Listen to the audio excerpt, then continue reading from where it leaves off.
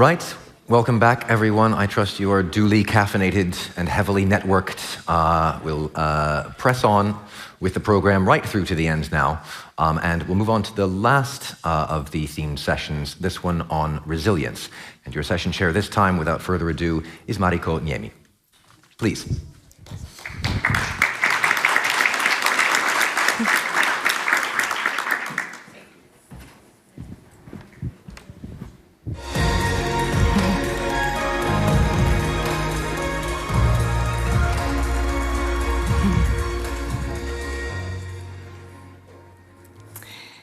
Good afternoon and warm welcome to the audience who have joined us here in Marina Congress Center and online to this very timely session on resilience. My name is Mariko Niemi. I work as a director at the E2 Research, a multidisciplinary, independent, Helsinki-based research organization. It is my great pleasure to be with all of you here today. The resilience of individuals, communities, and societies has been tested during the past few years across the globe. The climate crisis and its devastating consequences, the COVID-19 pandemic, the escalation of Russia's brutal war in Ukraine, followed by economic instability linked with present energy crisis, have required resilience from us all. When we face struggle, devastation, and grief, resilience, the ability to bounce back from disturbance and adapt, is of utmost importance. The first speaker of our session is Minna Huotilainen, Professor of Educational Sciences at the University of Helsinki, Finland. Her research at the Center of Excellence in Music, Mind, Body and Brain focuses on the use of music for the benefit of learning and well-being. Minna's innovative work in developing brain research has led to discoveries in fundamental neural mechanisms, such as memory and learning in human fetuses, as well as the psychological effects of stress and burnout at work on memory and attention, important to us all. She's well known for her efforts in building interaction between the scientific community and general public. And she has been awarded with, among others, the J.V. Snellman Prize and the Education Influencer Prize. In her talk today, Minna will discuss resourceful human brain. What do we know about it? Which qualities are adaptive and which are quite constant or hardwired? And what do these qualities imply for our well-being, success, learning, and society? And what types of requirements they pose to the development of technology? Warm welcome, Minna Huotilainen.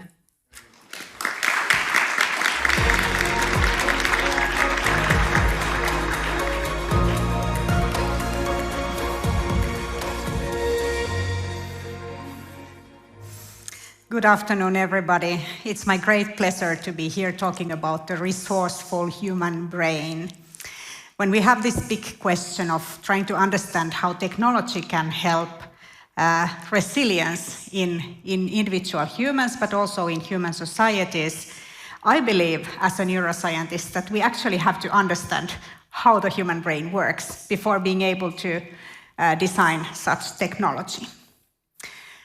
What is said about the human brain is that it's specialized in non-specialization. This means that we have so many different arenas where we can work, we can adapt to different types of situations, different types of environments.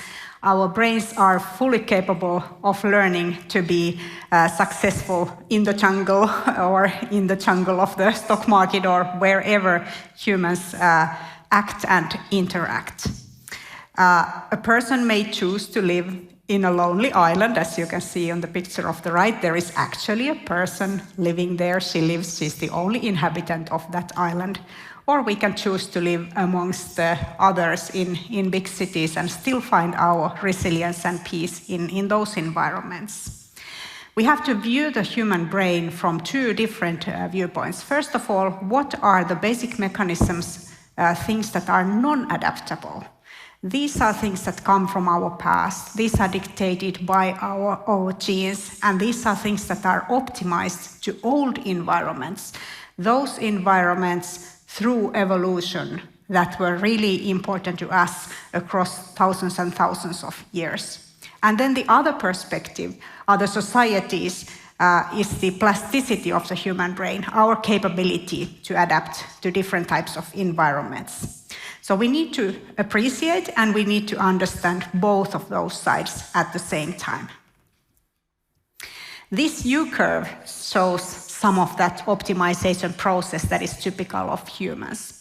Our autonomous nervous system is trying to interpret the situation in which we are and trying to optimize our state, our bodily state, our mental state, our autonomous nervous system state, to exactly match the requirements of that situation.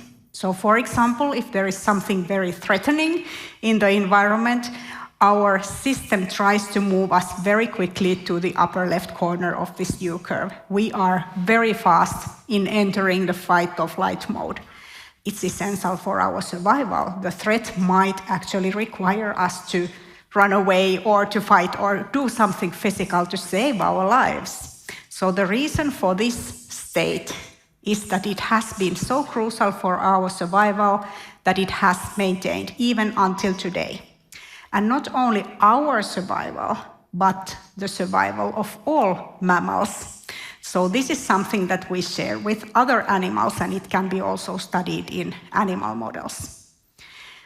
What about the upper right corner of this image? This is the state when we are at our most productive, at our most creative. We don't feel anything threatening us. We have at our use our best capabilities, our best memory, our best attention. We are full of ideas, we are full of questions.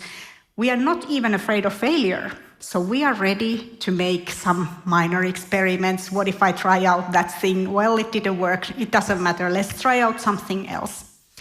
This kind of mental state and physiological state, you can imagine that it's very rewarding for the human, him or herself, but it's also an excellent way of working, an excellent way of learning. We need to find technologies that allow us to reach this very fruitful state. So the technology is not allowed to threaten us. It's not allowed to interrupt what we are doing, not allowed to prevent us from reaching this kind of creative and very powerful state. I could call it maybe optimal state of learning.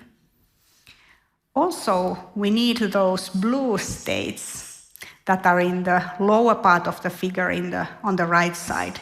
States when we feel peaceful, when we feel that we are recovering, and also the ability to reach high-quality sleep. This is also a question where technology can ruin things, but also be very, very helpful. Allowing us to reach these peaceful states is a key part of our resilience, because if we miss this part, if we miss it for one day, the next day will be terrible. And probably we have all experiences of that kind of situations. But if we constantly miss it, day after day after day, it's going to put a big toll on our health, on our physical health, on our mental health, and also on our performance. So that's actually very dangerous.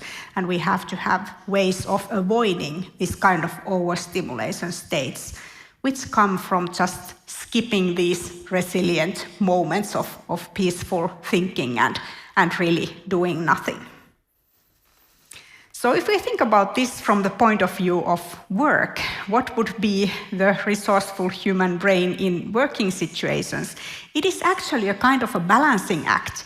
We need activity, we need to be active, but sometimes we also need inactivity. We need this possibility to relax or reflect or take a pause. Also, we need possibilities to work together and to work alone and to understand when is the good time for that. We need inspiration, we need new ideas, but we also need recovery moments. And of course, we need challenges. We want to be interested in new things, but there must be a good balance of safety, the feeling of psychological safety. I can be the person who I am. I don't need to hide some aspects of myself from the others or something like that. All of these things are such that need to be taken into account when planning technology to increase the resilience of human working communities. We have always been very efficient and clever at developing our work. Whatever type of work we are doing, it's typical for humans to ask this important question, is this actually the best way to do this job? Or could there maybe be another way that we could try out to make it faster or easier or lighter or more efficient? We have always been doing that, and we are still doing that, and technology is one means for that. What we are doing at the moment in our research team is we are studying groups of learners at workplaces, at schools, at universities. We are recording their brain activity, and we are trying to interpret our data in order to help the learning processes to occur, and also to remove those hurdles of learning and working that we see appearing in the data. I believe that this type of neuroscience that is happening on site, where the people are working, where they are learning, is very important in understanding holistically these situations. Because as we know, it's not only one working task that we are working on, but it's actually the environment, the colleagues, all of these things around us that also matter for what we are doing. So I think that neuroscience can kind of provide us with an image of an optimal state for humans. This comes very close to ideas in One Health research, where humans are seen as part of the environment, part of the nature also, and health reflected from the nature is also shown in the health of the humans. I want to add technology to this image. So I want to think that technology is one of those tools that we humans have created for us to benefit from it and to be able to actually change the way that we are living, to make it easier for us, to make it healthier for us, and not only for us as individuals, but also for all of us as a society, and also for the whole globe, for the nature too. Thank you.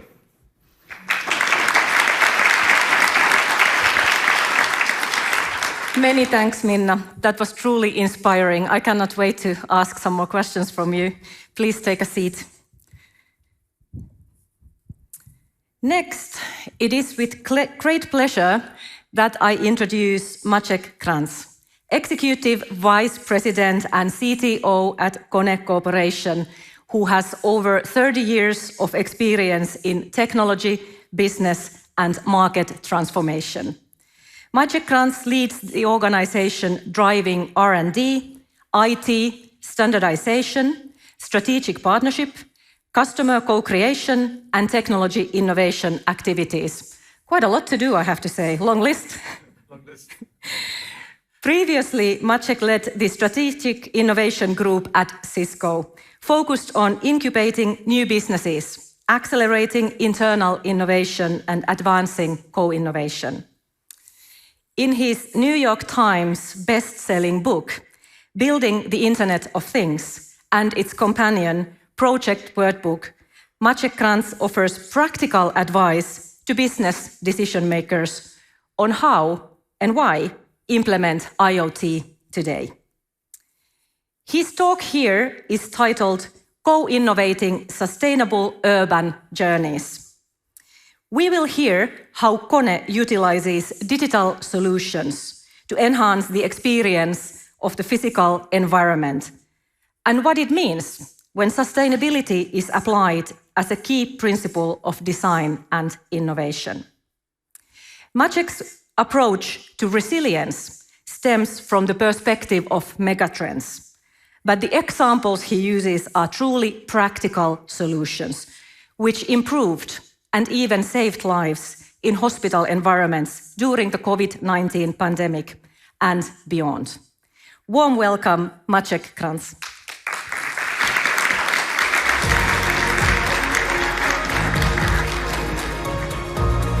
Thank you so much.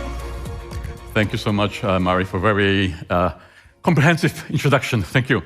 And good afternoon, everybody. Hopefully we're having a good time.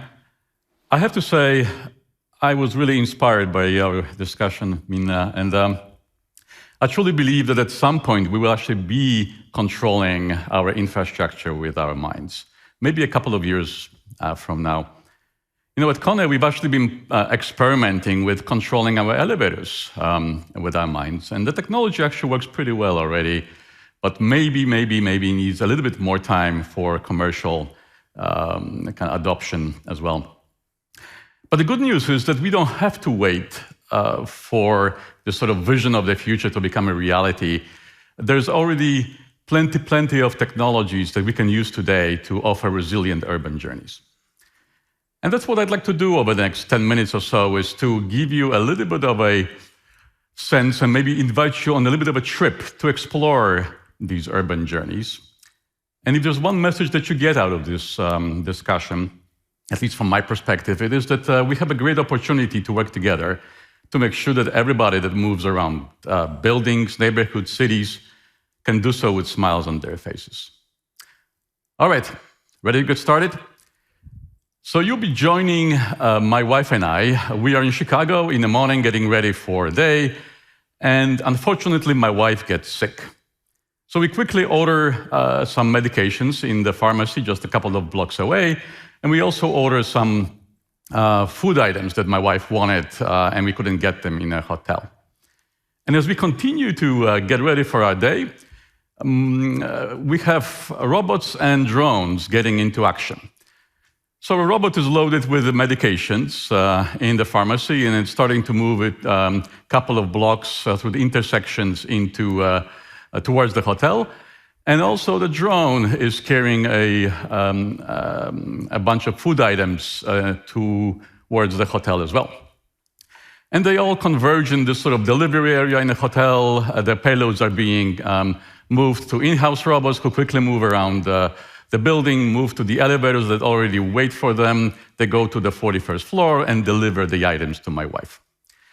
And you can say, all right, we've been hearing about these drone deliveries for a while now. Are they real? We've heard some news about Amazon and FedEx actually having some troubles with these types of solutions. Absolutely, they're real. You know, last year I spent a couple of months in China, and I got plenty of the items that I ordered there delivered by robots and by drones as well. Here locally in Espoo, where KONE is headquartered, we often would see actually robots sort of roaming the neighborhoods, delivering items from grocery stores to our homes as well. But anyway, as my wife is being taken care of, going back to the story, I am ready to go, so I call an elevator and I go down to the lobby. And of course, the elevator is working because we're running predictive and preventive maintenance solutions on it, making sure that we anticipate things before they happen, so we can actually fix potential problems before they occur.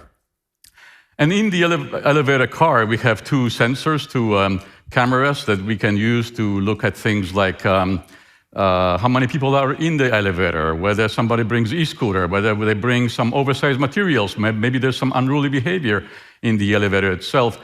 And of course, we do all of this in full compliance with GDPR and privacy rules. So none of the data, privacy information, none of the videos are actually transformed outside of the elevator itself.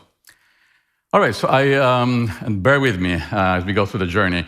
So as I arrive in the lobby, I am about to get out of the building, and then I see a couple of people actually approaching the elevator bank.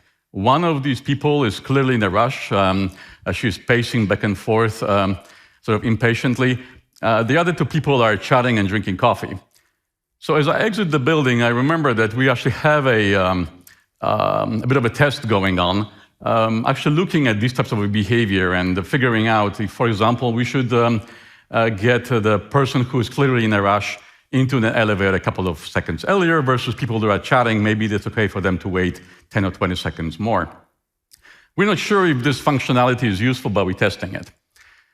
All right, so now we're out of the building. We go to the next building where KONE's office is located, and I've been there a couple of times before. So my KONE employee app is interacting with the infrastructure. I go smoothly through the turnstiles, and I'm being guided to elevator C that will take me to the 12th floor, where my first meeting is being held.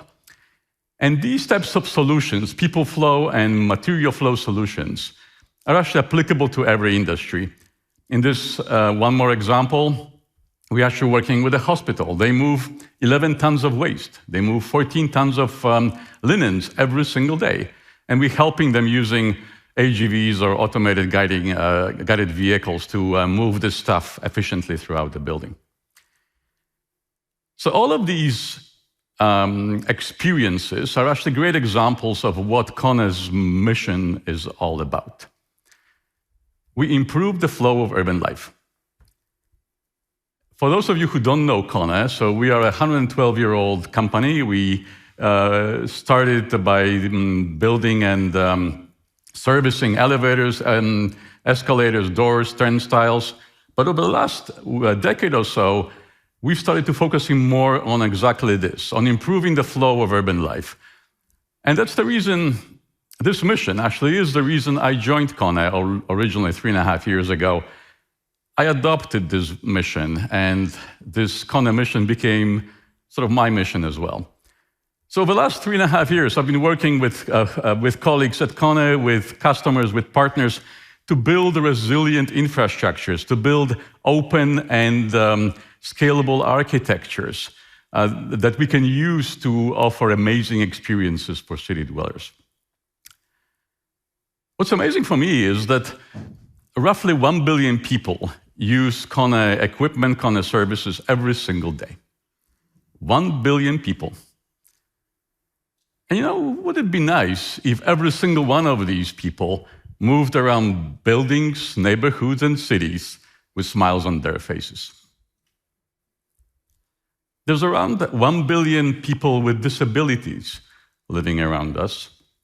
Some people that are visually impaired, some people that are hearing impaired, some people are mobility impaired.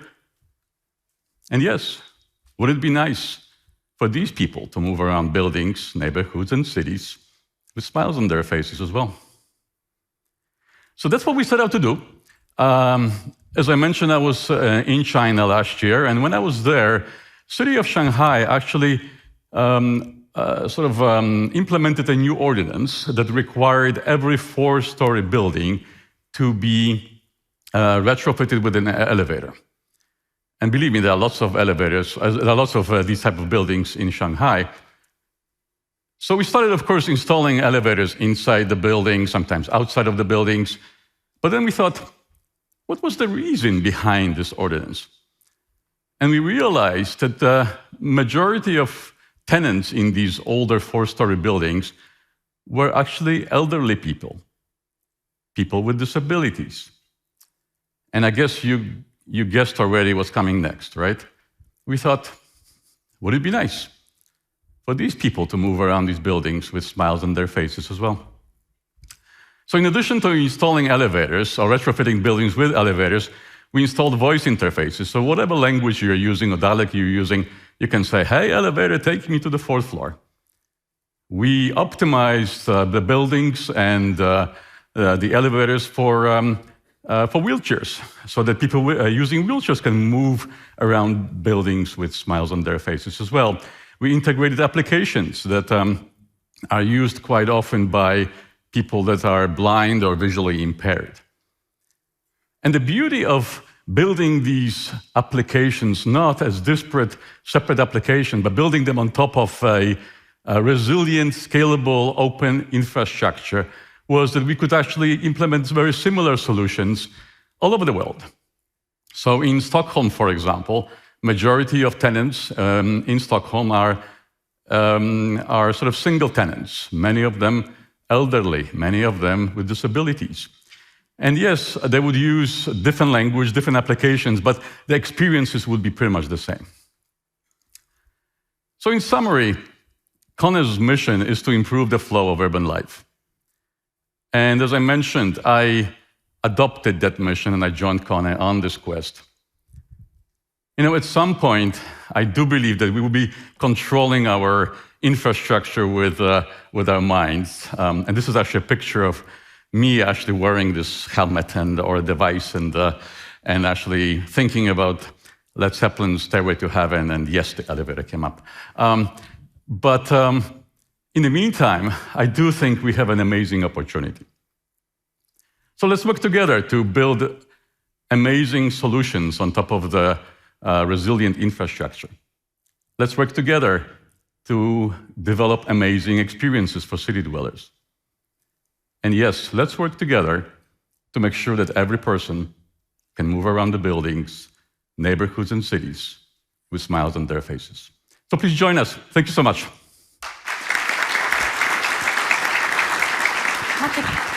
Other way. I need to hear. As long as we move around with smile on our faces, and I'm sure Minna can later tell us what happens in our brain when we are smiling. I still look forward to hearing from you about the COVID cases and hospital cases. We'll get back to that in panel. Now we have a pleasure of inviting Helene Ripper to the stage. She is a professor of eMental-Health at the VU University, the Netherlands, and at the Department of Psychiatry at the Amsterdam University Medical Center. In 2021, Helene Ripper received an honorary doctorate from the University of Bern, Switzerland, which was granted for her research on the development and evaluation of digital technologies for the prevention and treatment of common mental health disorders, such as anxiety and problem drinking. Helene's current research focuses on digital phenotyping, blended formats of treatment in routine mental health services, and personalization of care.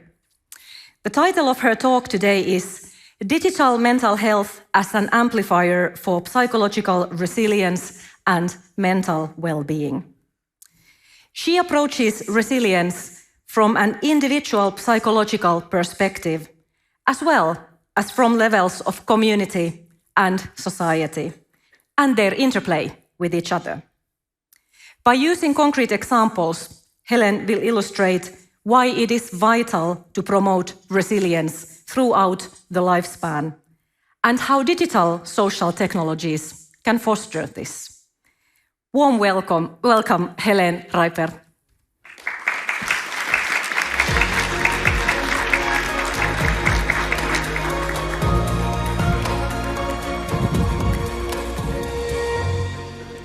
Okay, I can't help it. I have a smile on my face now too, thanks to your presentation and thanks to your kind introduction. I just want to add that I also work at the University of Turku in Finland. I think that's important. Welcome to you all. As said, I'm very happy to discuss with you today the increasing role of technology in the diagnostics, prognosis, prevention and treatment of mental disorders. But before I'm going to do that, I would like to ask you a question. And maybe you would be so kind to raise your hand if you have ever experienced that a loved one of you, a neighbor, a family member, or a good friend has experienced a mental disorder, like depression, anxiety. Okay, so I see that there are many of you, and that's not surprisingly, because if we look at the epidemiological estimates of people suffering from these diseases, it's 1 out of 4 adults who will experience in his or her lifetime a severe mental disorder. If we go a little bit lower and look at subclinical complaints, this number raises 1 out of 2.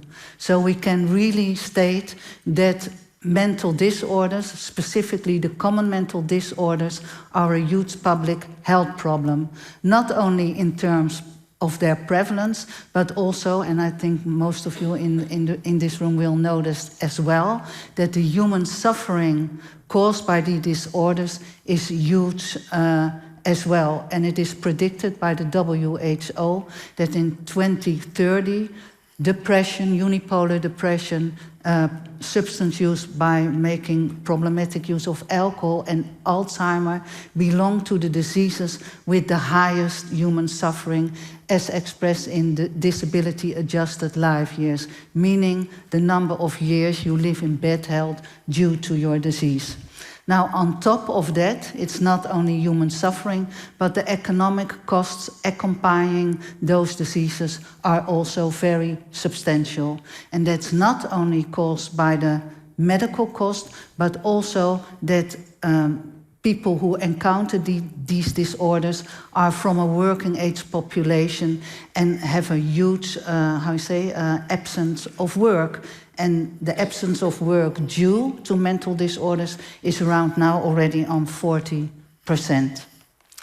Luckily, we do have evidence-based treatments for the treatment and prevention of, for example, anxiety and depression.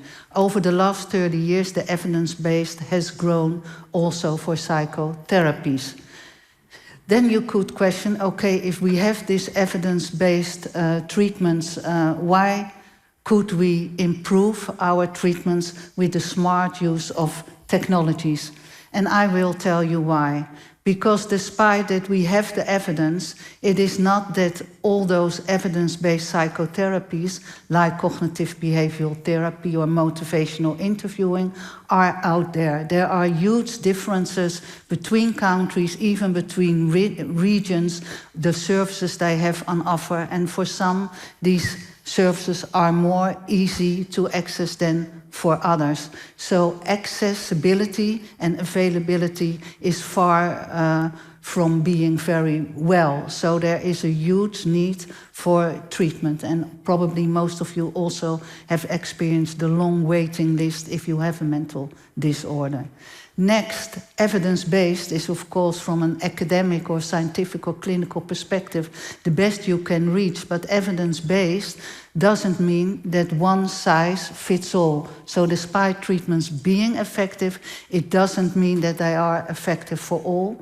And one of the gaps in our knowledge is that it is very difficult to predict for whom a specific psychotherapy will be effective, meaning that there is a lot of trial and error going on with, as a consequence, human suffering and extreme costs. Next, we do know, also from epidemiological and other types of research, that prevention works, because inventing at an earlier stage means that we can avoid, for example, severe or major depression occurring. But the fact is that prevention, and I am not an economist, but I hear a lot during these days, return on investment and things like that. If we look, we know from early intervention, for example, with depression, that 25% of the major cases of depression can be invented. Only we do not implement prevention, intervention to a sufficient level. And of the total budget for mental health, only 1 or 2% of the budget is being used for prevention, while the return of investment of prevention is for every €1 you put into prevention, the return on investment is between €3 and €5, depending on the disease. So there is ample room for improvement. And last but not least, there is still loads of stigma around having a mental disease or a substance use problem. This was the reason why around 2000, when the World Wide Web became more available for us all, we thought, can we reach out to those people with, for example, an alcohol use disorder or a depression in a much more easier way? And on a much more larger scale and against lower cost. That was a kind of mantra or dream we had. And we really thought that digital technologies could help us with that.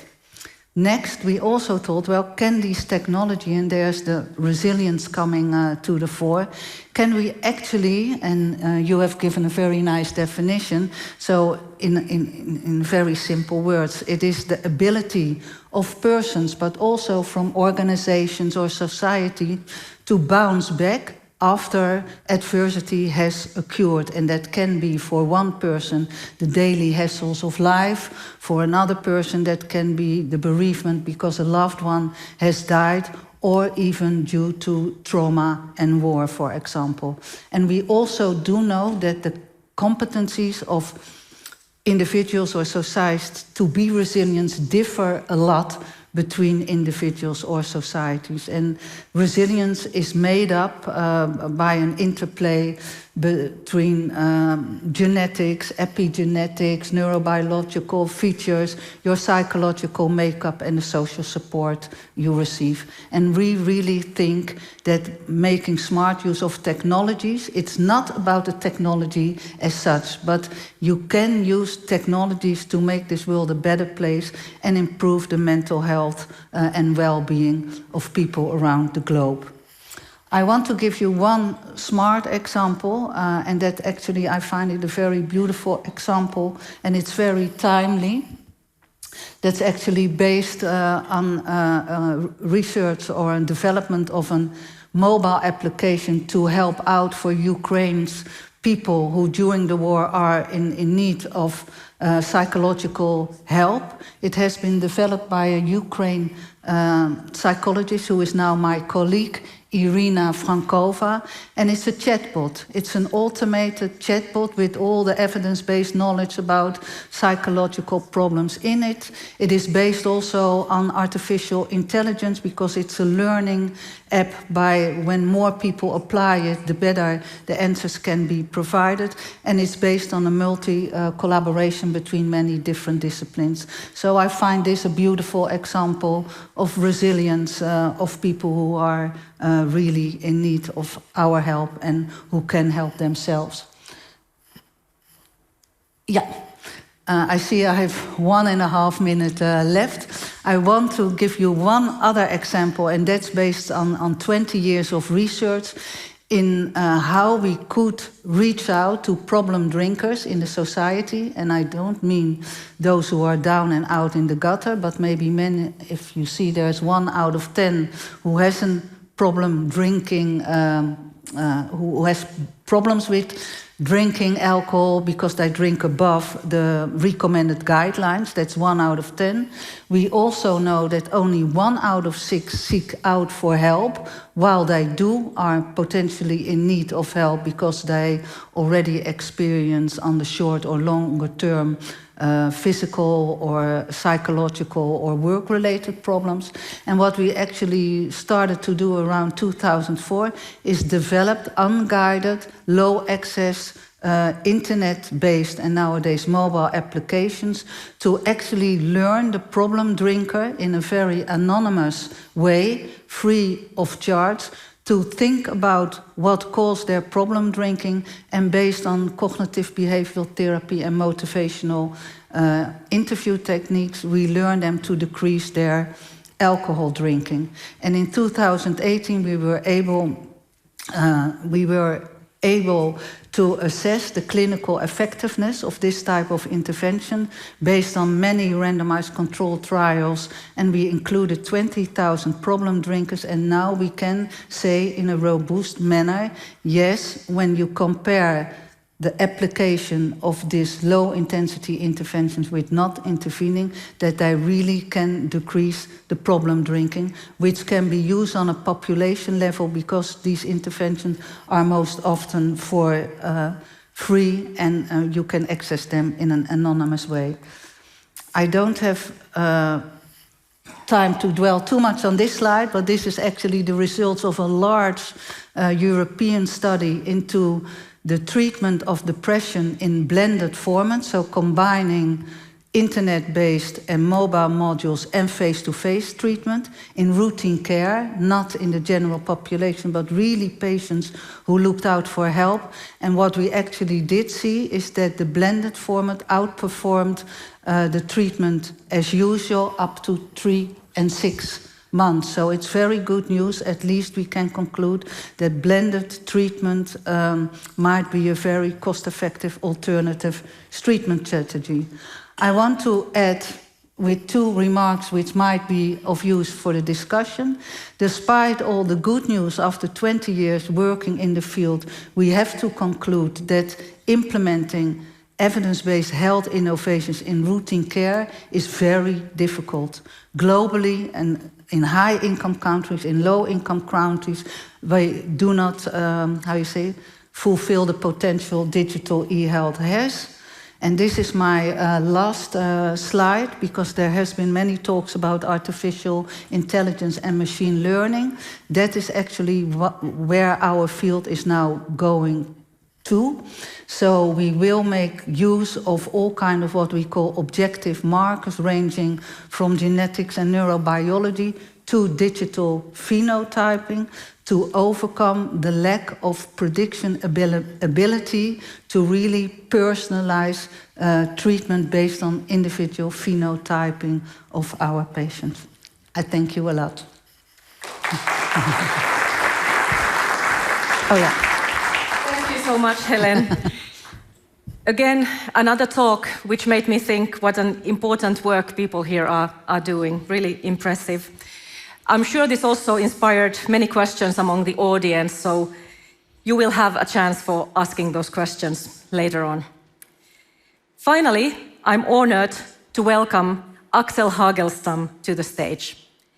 He is a director in the Department for Planning and Analysis at the National Emergency Supply Agency, NESA, in Finland.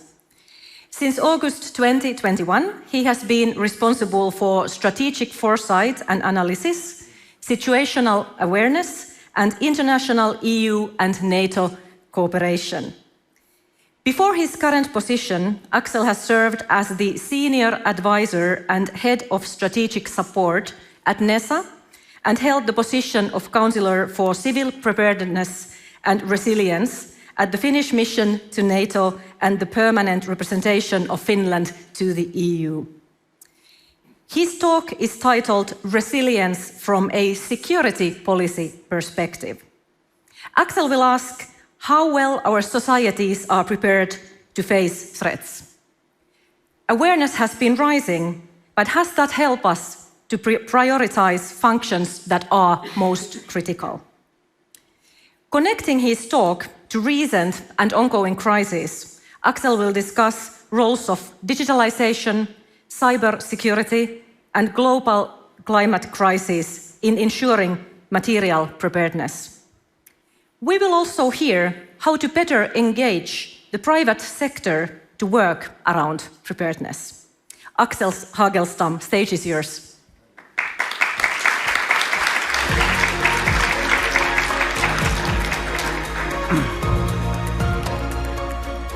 Thank you very much. It's a great pleasure and an honor to be here and to speak in front of such a distinguished crowd. And I really hope that I won't be the bearer of bad news, too much at least. But what I work with is how to make sure that the services, the functions, the production, the infrastructure that we all use in our everyday lives in society still keep working, or at least to a minimum level, are still available when things go wrong and when things break. And unfortunately, things break. And if they don't break by themselves, unfortunately, somebody might be there to break them for us. So I thought I'd start with explaining a little bit about where we start, how we approach resilience, how we approach functionality of society. And the first thing that we have to start with is that the services, the production, the infrastructure is owned, operated, and built by the private sector with private money.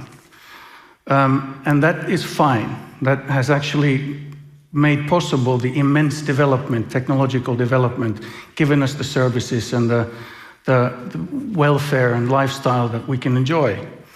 But it's been done to generate profit, not to maintain resilience. And this is a fundamental issue to take into consideration when we're trying to now build in resilience into our critical systems in society. And this, of course, has to be done in cooperation with the owners and operators. So cooperating with the private sector is an absolute necessity for maintaining societal resilience today. Secondly, I'd like to discuss the awareness and the understanding of the nature of the threat that we are confronted with. For a long time, after the Cold War, we were able to rely on the fact that there is a very small risk of conflict and war. And unfortunately today we know that that's no longer the case. It's taken a long while for us to wake up to that. There have been signals already in 2008, the war in Georgia, the annexation of Crimea in 2014, when at least NATO started to wake up to the risk that this new type of threat environment poses to our societies. But only now, with Russia's full-scale war against Ukraine, have we really woken up enough to take it seriously. And now we have to make sure that we take this new awareness and implement it in practicality. But it's important to remember what I said at the beginning, that things break by themselves. Technologies are imperfect. Accidents happen, natural disasters occur, and unfortunately now we are confronted by an adversary that actively seeks the vulnerabilities in our societies and tries to exploit them to their benefit. So how do we do resilience then? Traditionally, resilience has been built through material preparedness. We've had critical infrastructure protection, looking at the concrete installations, the buildings, the networks, the structures, and that's a very important element of it still today. We've also maintained material preparedness in the sense of strategic stockpiling, and that we still do today as well. In Finland, we have very large stockpiles of grains and fuels and other sorts of necessities. But these only buy time. They don't actually solve the root of the problem when we have a disruption in society. And that brings me to the next point. The disruptions are harder to deal with now because the functions are interconnected and interdependent. The thorough digitalization of practically all services and functions in society today make them dependent on electricity. So if there's a disruption in the electricity grid or generation, there is a widespread immediate effect on a range of other functions as well. And this interconnectedness is one thing that we have to take very seriously and look at and map. Where are the critical links and how do these cascading effects run through the society, and where can we plug the vulnerabilities?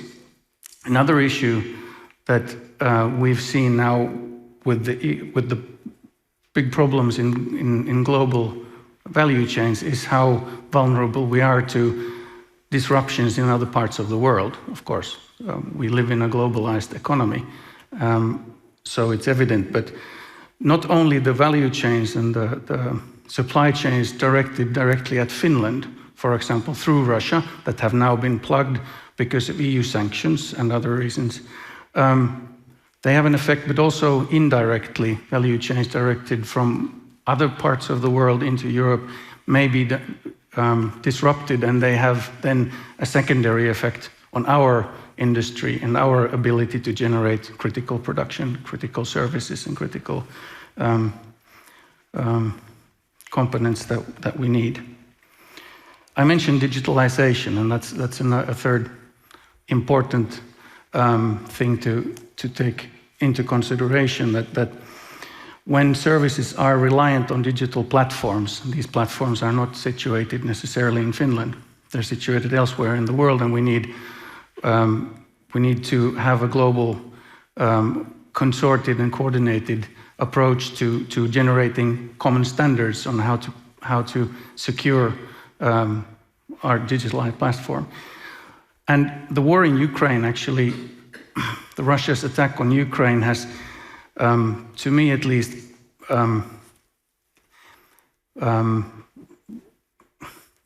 brought to the front a possible scenario where our digitalized common platforms may be disintegrating, where we are going towards a more disintegrated world where we have East versus West, and this would possibly be even taking place in the digital world, and thereby reversing globalization. And this is a great threat to our economies and thereby also our societies. Finally, climate change. I mentioned that material preparedness and stockpiling is still in a big part of what we do. We still maintain them, and for good reason. We need the time. But when we move towards a digitalized and thereby also electrified society, and considering that we can't store electricity, at least to the quantities necessary on the system level, but we can also not use fossil fuels anymore because of the need to move into a carbon neutral economy. What do we store then? How can we stockpile it? It means that we have to really fundamentally change the basis on how we build energy supply and security of energy supply in the future. And currently the technological solutions aren't there yet that would allow us to scale up to a system level. So what would be my recommendations for how to go about securing our societies? First of all, I think we need to identify the most critical functions and who owns them, who operates them, and develop a platform where we can cooperate between the public sector, which is in the end responsible for the continuity of society and people's well-being and lives, and the companies that own and operate the critical functions. We have to accept that not everything can be always maintained. We have to prioritize, and we have to be willing to, at least temporarily step down and not enjoy all the services and all the benefits that we have during normal times. Together with the operators and owners of critical functions, we have to develop minimum standards for preparedness. And we need to be able to ensure that these minimum standards are maintained at all times. For the functions that this is not possible for, we have to then develop redundant systems, simply. Stockpiling is, in a sense, a redundant system. It can buy you time to fix the initial problem. So we already have some of them, but we need to look at further solutions.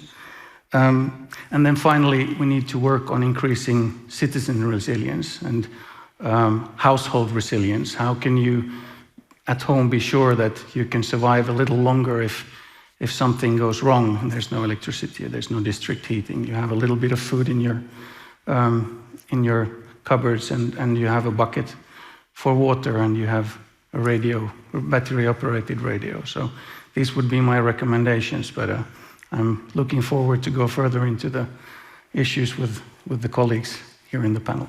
Thank you very much.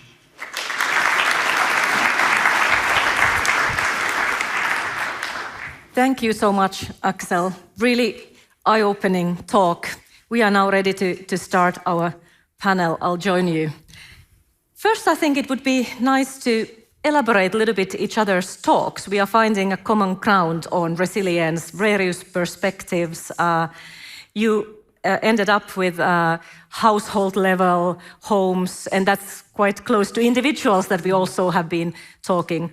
But as well, as you mentioned, radios, how is technology supporting situations when we have crises and resilience is needed. Who would like to start? You are moving your hands, so I think Maciej, it's you. I can start, all right. I was actually reflecting on actually your points. I guess when I was in my 20s, in the early 90s, and we were sort of thinking we were inventing commercializing internet rather for the betterment of the society, right? The world would be flat and there would be opportunity for all. But I think that it is in some ways sad, but I guess realistic that this world is ending, right? That the globalization, I think there are some great aspects of it, but then now we are sort of balkanizing the world in lots of different ways, right? Which actually brings the topic of resiliency, that's one aspect of it. And the good news, though, is that there are still lots of opportunities in terms of leveraging the scale from a technology perspective, leveraging global sort of mind meld of researchers and startups and companies that implement technologies. But I guess at the end of it, for me, is I guess we moved from sort of naive euphoria to the practical world of how the world works, and that's a little bit sad, but also, I guess, necessary. Yeah. Yes, please. Maybe I can continue if I think your talks from the neuroscientific perspective. So first of all, starting from the smiley-faced people moving around in the cities, yes. So that is something where technology is succeeding to make people's lives easier. And in those situations, you don't even need to notice the technology. It's kind of part of the environment. Everything works and everything is smooth and kind of like almost reading your mind, or maybe in the future even actually acquiring data from people's brains. So this is the good side of technology. And then when we go to what Axel was talking about, so these are the things that the threats that actually make us vulnerable. So the threat itself, of course, but also us thinking about the threat.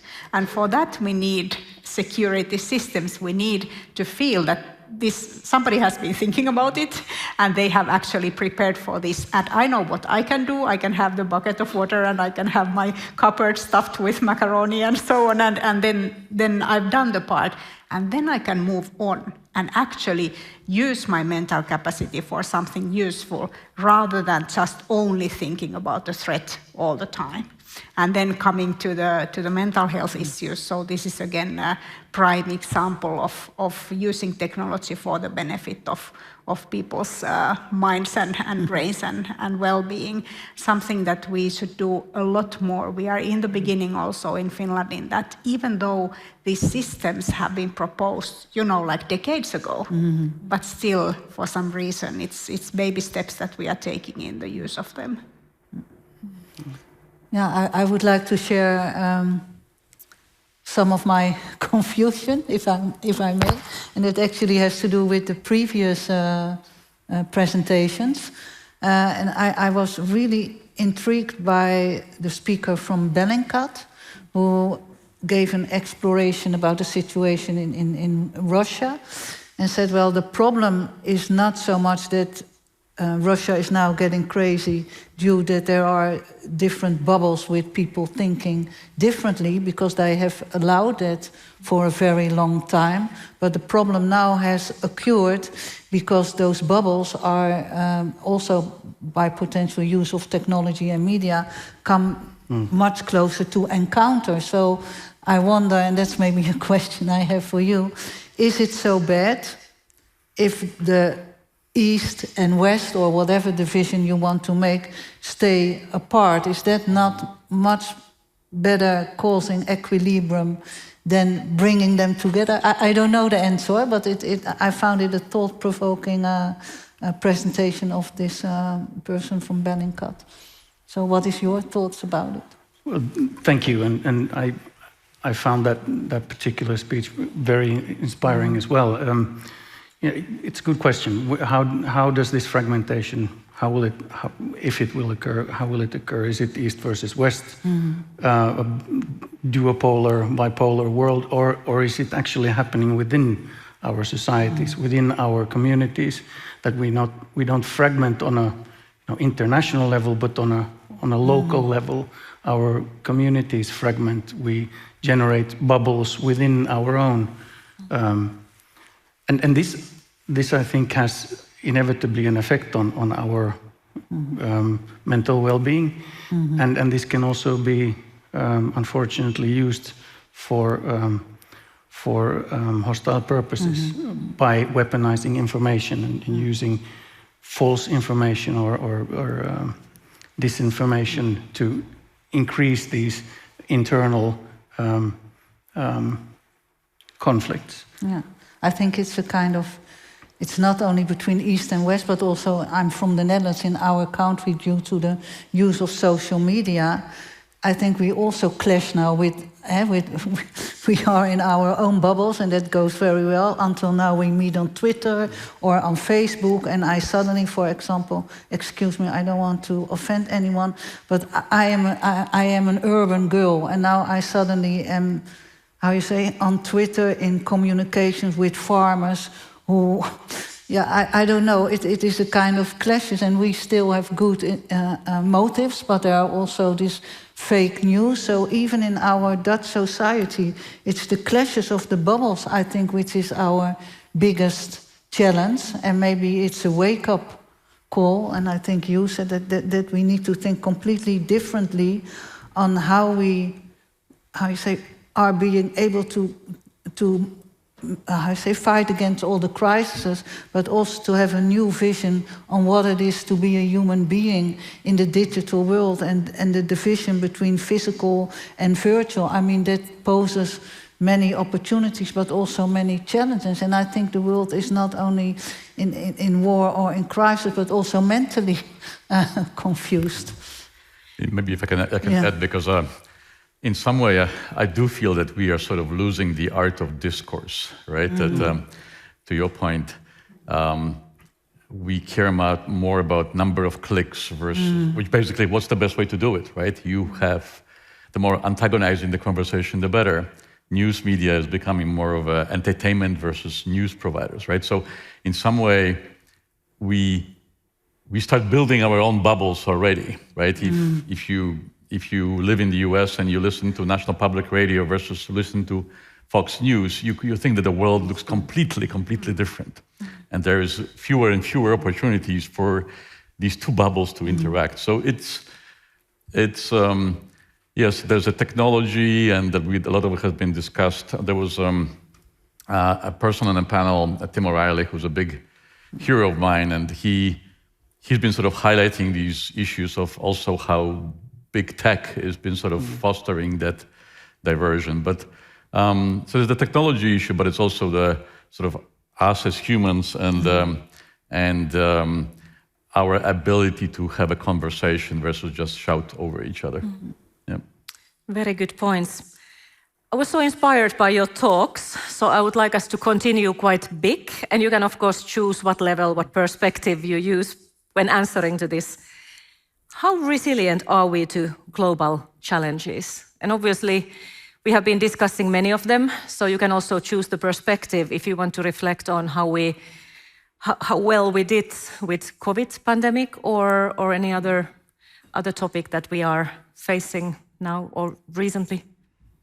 Yes. Maybe I can start with the longest historical perspective. If I'm thinking about the history of humankind, we have been very resilient towards many kinds of threats. We have been able to survive as a species in different times, without food or being threatened by many different situations, and also in very different types of environments. So we have been able to figure out a way to survive. But it has come with a great cost. So sometimes there have been like the plague or famine or something like that has actually wiped out large amounts of humans existing at that time on Earth. So survival doesn't actually mean that everything is going well.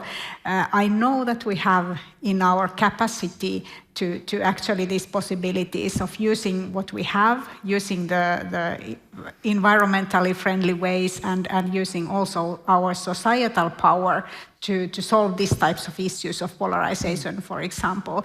But then there are also threatening kind of signs that I mean, it's really hard to say which direction we are taking. But I'm still a strong believer in the kind of resilience and mental capacity of humans to solve even large issues. I absolutely agree with that. I believe firmly that we will persevere, and especially now, I think we sometimes tend to focus a lot on the negatives. There was discussion about AI taking over jobs and wars and all kinds of issues around COVID. But I also believe that from a technology perspective, we are getting more and more tools in our disposal. And yes, we still have 3 billion people that need to be connected, but they will be connected, and all of us will have access to information. All of us can make intelligent decisions about our lives and about what we think about the world, share information. And yes, there's more and more sort of discussion around sort of different worlds, but people are ingenious. They will find a way to communicate. So I'm optimistic. Yeah. Before the other two answer, because this sounds a bit too easy now, so let's make it a bit more difficult. Thanks, guys. Still smiling, smile on our faces. I would like to ask you to add to this short and long-term resilience. So if we think about how resilient we are to challenges, but how resilient are we as individuals, communities, societies, in situations where both feelings of safety and also basic functions of society are risked or compromised at the same time and for a longer period of time? Well, if I can start, it depends on what level of resilience we're talking about, individual level or societal level. Political resilience, do we as resilience as political entities or then as a species? And I think Minna had a good point earlier on that on the individual level, it has a lot to do about how we feel. Do we feel left alone? Nobody has been there to think about it. Do we feel abandoned? And I think that there's a lot that can be said about the feeling of community and the feeling of belonging and caring for each other. It takes a village. And I think that logic can be applied here as well. The stronger the local community ties are, the stronger the resilience on that level, on the individual level. On the as political entities, because I work for the government, I must say I'm positively surprised at how resilient the Western communities have been faced with the direct challenge of the autocratic, authoritarian world, and the ability to come together quickly, to form a common situational picture. What is the threat? And I mentioned earlier how important it is to see and accept where our not responsibilities, but vulnerabilities are. I think we were able to do that. And I think we've been surprisingly good at maintaining it as well. Considering the narrative that was there, particularly after 2014, the invasion of Crimea, how much we thought we were vulnerable to disinformation, to the fragmentation of our internal discourses, the effect of social media disintegrating our society. So it hasn't happened. We're still pretty strong, and I think that's something we can take pride in. But we're in for the long haul, unfortunately, and I think that we need to maintain our eye on the ball. One thing you said, like communities, how we are looking after each other, it's really beautiful and important thought as well, that I can be part of somebody else's feeling of resilience because I can be helping them and looking after others, and they maybe look after me, and this is the strength of communities. Helen, would you like to contemplate on this? Yeah, I fully agree, but I also would like to, and I'm an optimist, and I agree we will survive. But if you even look at high-income countries, in order to be resilient, you also need to have socio-economic sources. And we do know that in Europe, people with a low socio-economic background have a shorter lifespan of an average of 15 years. So even we, while we think we live on top of the world, so resilience, and the good thing of resilience is that it's trainable and it's dynamic, but you cannot be resilient on your own. So I think if we want to look at our resilience community, we also have to look at education and inequalities, and then to have this more broader perspective, because you can increase resilience. And I give you that adds to your comment. It's not based on science, but technology and WhatsApp has enabled to have resilient neighborhoods. So I live in a neighborhood, and we have this neighborhood app, and it has all kinds of rules, no gossip, no this, no that. It's sometimes very funny, follow, huh? but it enables old people to have contact with young people, maybe even through this app, or ask for help, or we share goods which are abundant. A small contribution to less waste, but I really think from a positive perspective, there might lie the challenge and the strength, but we really do need to address health and socioeconomic inequalities as well. And I think also in the former talk, I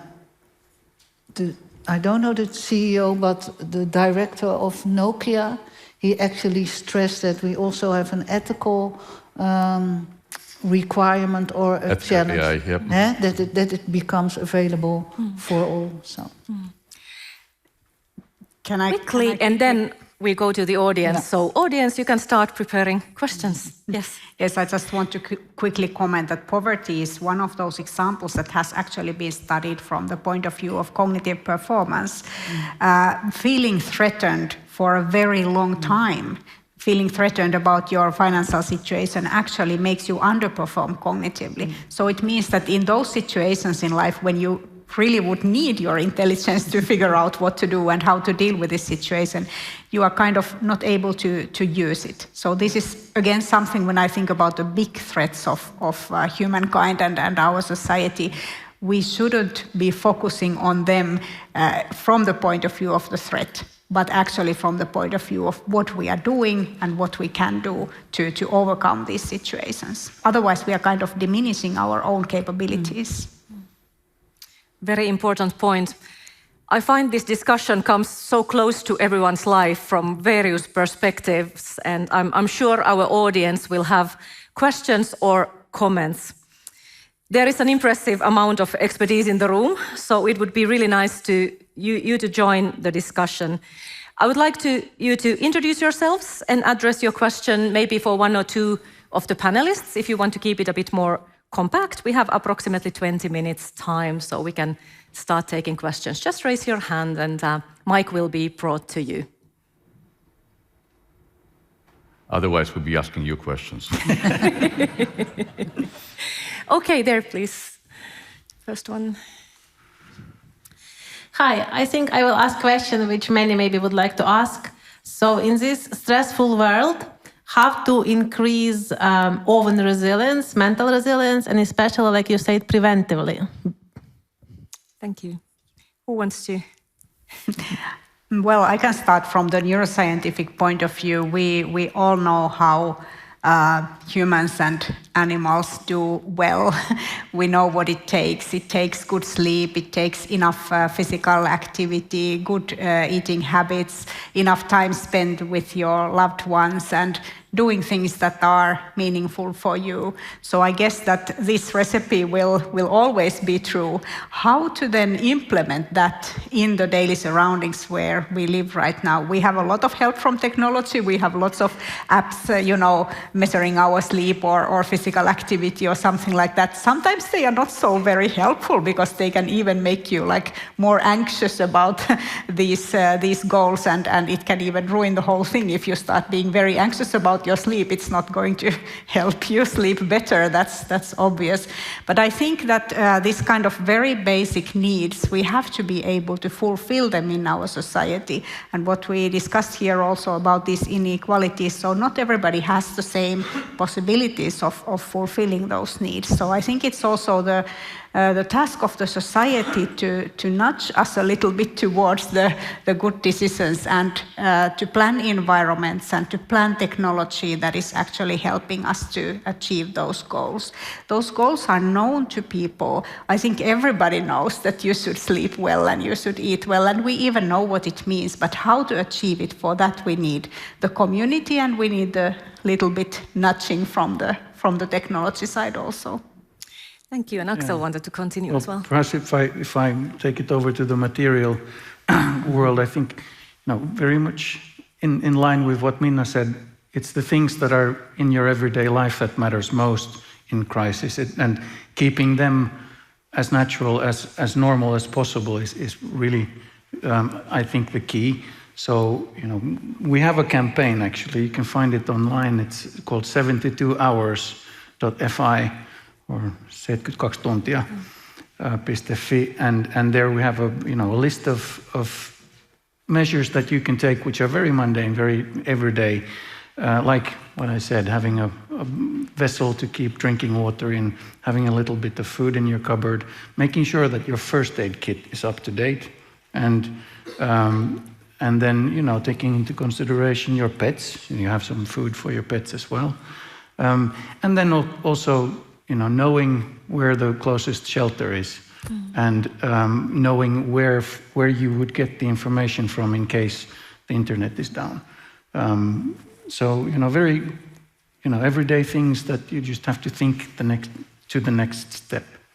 So Axel, how do we make sure that people actually sort of maintain these things? Because I spent 30 years in California, and yes, there's an earthquake. Everybody is setting up an earthquake kit. 5 years later, everybody forgets, and we don't pay attention to it until the next one, right? So what's your take on that? That's the way it is. We can just do our best in reminding and keeping it. Currently it's on everyone's lips, but and that's in a sense a sign that things aren't so well in society, that we do think so actively about these things, but. The information is there. We try to make sure it's available, as easily available as possible, and we, also, communicating about it in a, with a positive spin. Good. Other comments or questions from the audience? Just yes, please. Right here. Thank you. My name is Atte Penttilä. I'm from E2 Research. I do research on disasters previously. Disasters are often seen as places where inequalities are exacerbated. It doesn't matter what kind of disaster it is. It doesn't matter if it's a hurricane, if it's a COVID-19 pandemic, or if it's something else. And these inequalities are then seen all across the board in the societies. And so my question would be, if we talk about resilience, how do we make sure that in situations of disaster, but also in normal times, it's not unequal? Thank you. Yeah, I can start, because it's a very good point, actually.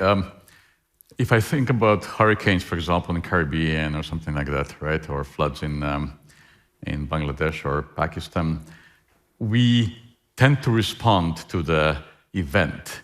But we don't necessarily think, and it sounds like you're doing this for a living and focusing on it, which is how do we actually build a resilient infrastructure from the get-go, right? And so a lot of this, and honestly, technology exists, as we've been talking about, right? It's more a question of policy, being proactive versus reactive.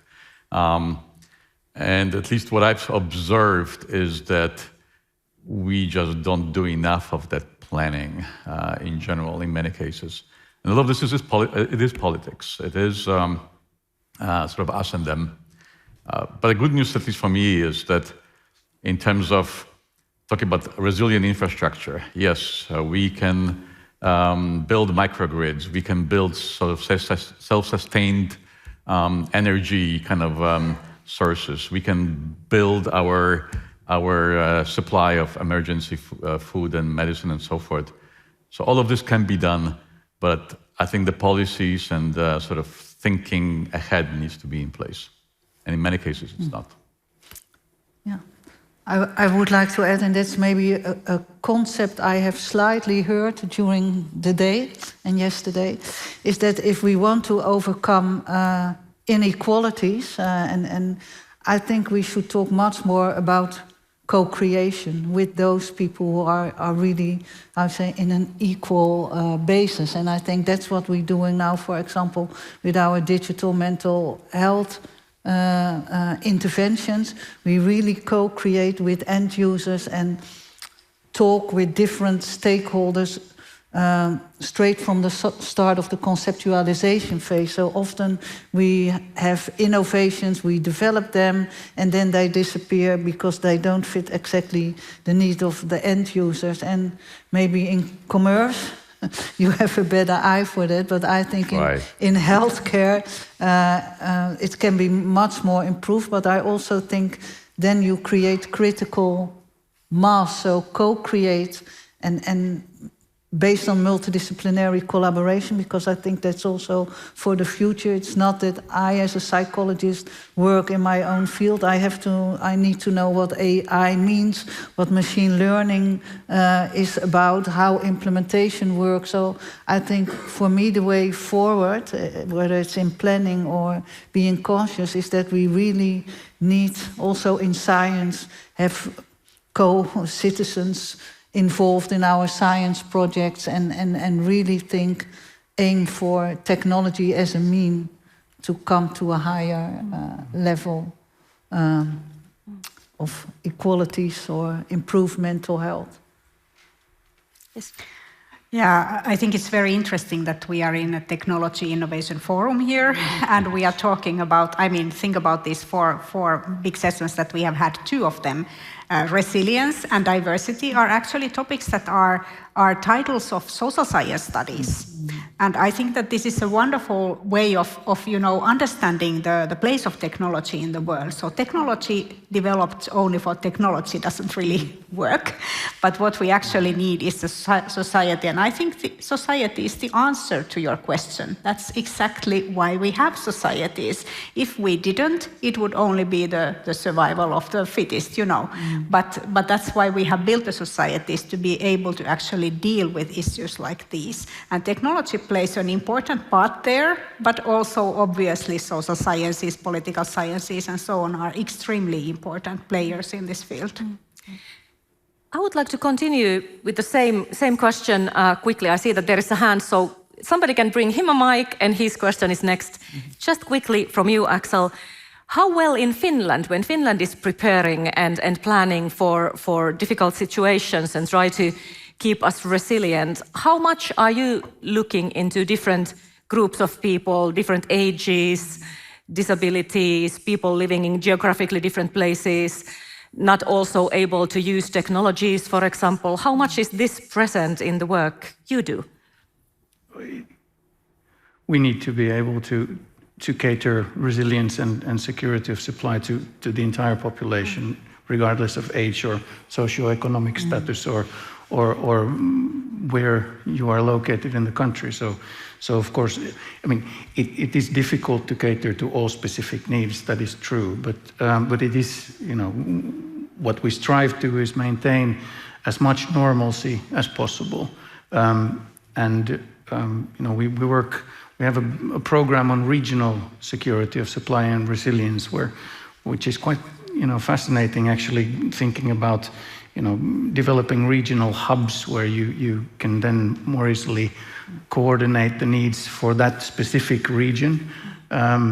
What is how much fuel do you need in that region? How many old people do you have in that region? How do you design the pharmaceutical stockpiles for that particular reason, and so on? So, we try to approach that as much as we can, but, that said, it is there. Scaling is challenging. Yeah, thank you. Okay, you please. Hello, thank you for the great interventions you had.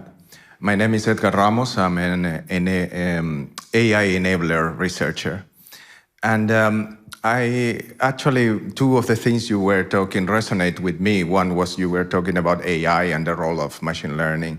The other one about technology in general for society. And then there are two things that came to my mind. When people talk about AI, somehow start to think like AI will do everything for us. So as humans, we are becoming complacent, like, machines fix everything. Why do I need to, clean my house? I put just this Roomba to go around and clean for me. I don't have to do it anymore. So somehow humans are kind of, if you allow me, becoming dumber, and then the technology is going in the direction of becoming intelligent. And then communication is another thing. So, or WhatsApp gets broken. Oh my God, end of the war for you, us human. So what do you think about this contrast as a resilience? So how much we are dependent on technology, especially AI? What do you think about this ambivalence, that they are serving us, but at the same time make us vulnerable? Thank you. Maybe I can start. I actually believe we love to demonize AI, and I strongly disagree with that view.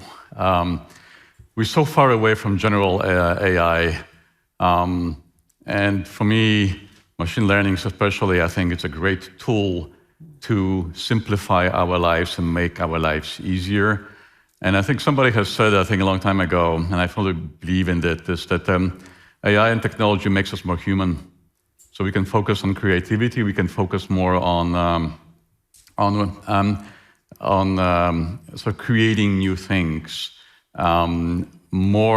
spending more time on these activities and spending maybe less activities on cleaning things or doing sort of mundane day-to-day things. So there's obviously a big debate. There are some great books like Life 3.0 and so forth, when people are worried about sort of AI taking over the world.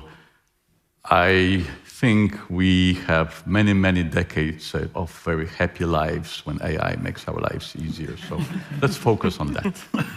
Helene, did you want to continue? I don't agree with you so much, because I think with AI it's rubbish in, rubbish out. I mean, I can give you many examples, even in the Netherlands, where the wrong data went in, so the wrong potential conclusion came out. But I am a strong believer in the potential of AI in the health sector, because you can, with a data-driven approach, make use of much more data, for example, in comparison what we can do now based on randomized controlled trials. And if we look, for example, at the oncology field, where there's much progress based on IE and machine learning to have more precise and individualized treatments of people with cancer. And I really hope, because mental disorders are even much more complex, that AI can support us with better diagnosis and treatment, but at the end of the day, the end responsibility will be in the hand of the clinician. So he or she will get very supportive decision support system to be able to improve diagnosis and treatment. But there is a danger. That's why I like, rubbish in, rubbish out. So it's an ethical responsibility, not only for us as a society, but also to the AI and machine learning people themselves. To me, this discussion about what extensive use of AI does to the humans, I could compare that discussion to what happened when people got the pocket calculators. It was said that people will be so dumb because they cannot do their additions anymore by themselves. They need this stupid little device to do that. And I don't think that we nowadays think that that would be a very kind of highest level intelligence, use of human intelligence to do calculations of additions and subtractions on your head, but rather to use a computer for that purpose, and then to use the human capacity for something more meaningful. And I believe that this discussion on the use of AI will reach that level in a few decades also. Yeah. Very good. If I'm correct, we have 2 minutes left. I think the clock we have here is a bit optimistic. So we are reaching... We are optimistic overall. Right? We are optimistic. And we are reaching 5 o'clock here in Helsinki. Final words of the panel to you, Axel. You can continue on that. Oh, well, just picking up on the last question, which I think is a good question. Briefly, from a security of supply and societal resilience point of view, I think the question is, you need electricity to run your applications and your AI. If you are completely dependent on them and there's no electricity, then well, that's a problem. So the question is, how dependent are you on? How dependent do we make them ourselves of these functions, and how long are we able to survive without them? That to me is the question that I have to start with. Thank you very much. This has been excellent discussion. And if I got the timing wrong, just gives more time for Jason to tell how amazing panel it was. Thank you, everybody. Thank you for the audience as well. Thank you.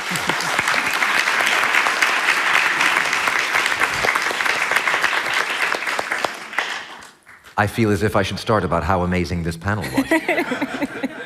I mean, harking back right to the very beginning of it, I know we all sit around talking endlessly about technology and its implications. But there's one thing that's really stuck with me. Elevators, you can use your mind to move. I'm not sure this is a good idea. You should try it. Have you seen what kids do when they get in elevators and there's a bunch of buttons? We can use security to protect against it. Right. Thank you very much indeed, and thank you, Mari, for running an excellent session. I wonder if I could ask you guys to leave the stage so we can move things on. Very well. Thank you so much.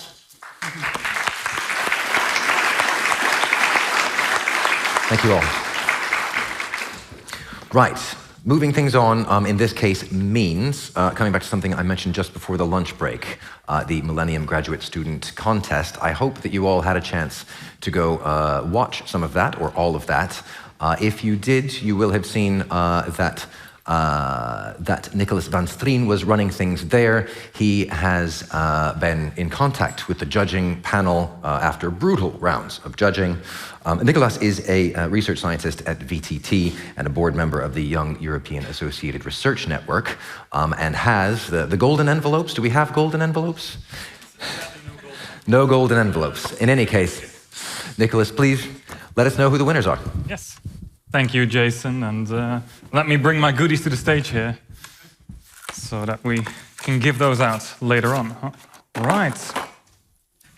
Yes, thank you, Jason, and I'm very happy to actually go on the big stage now, because I don't know if you've noticed, the small stage was indeed fairly small. So I like big stages.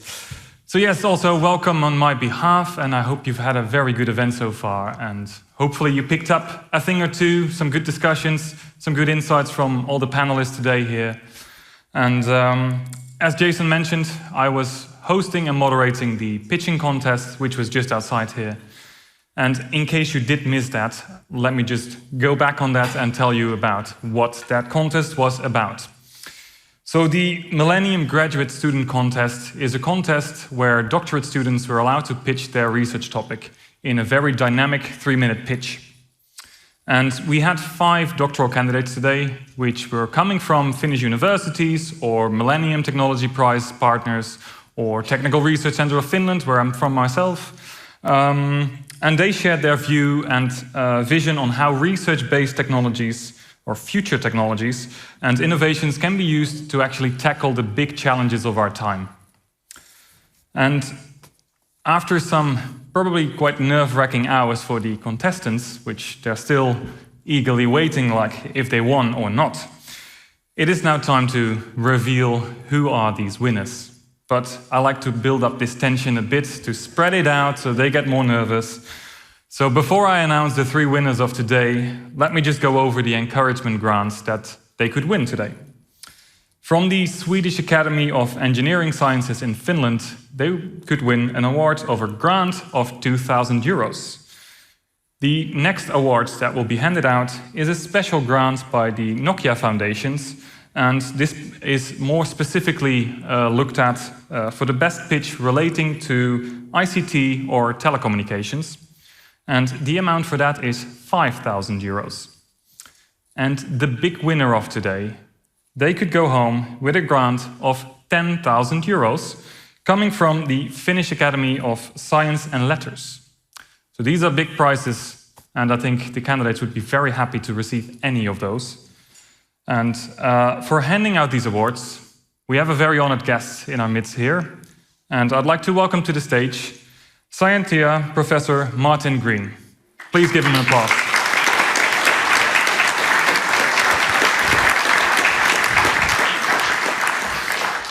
Good. It's a great honor to share the stage now with you, and I think we can move on to the exciting part where hopefully all of you have also been waiting for. So if we go over to the first award, so we start with the special grant from the Nokia Foundation. So this is related to a ICT or telecommunications pitch. The winner of this 5,000 euro grant is, if I could get a drum roll would be amazing now, but maybe you can hit the legs. Ah, perfect, I like this.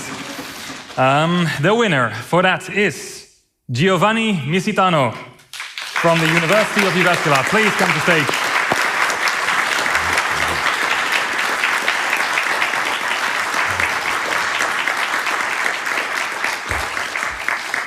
Congratulations. Thank you so much. There you go.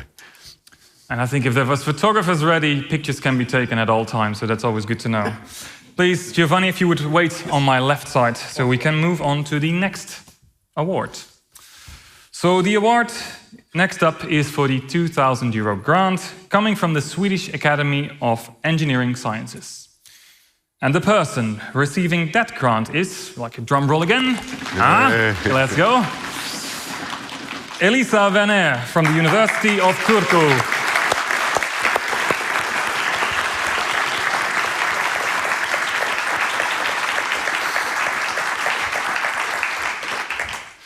Congratulations. Thank you. Yeah. Great. You can join on the left indeed. And now, there's 3 candidates left, but only 1 award. So this is exciting. It's the biggest one of them all. 10,000 euros. The winner of the 2020 Millennium Graduate Student Contest, winning a grant of 10,000 euros, generously supported by the Finnish Academy of Science and Letters, is, and there we go, drum roll, Zaines Sarabi from Aalto University.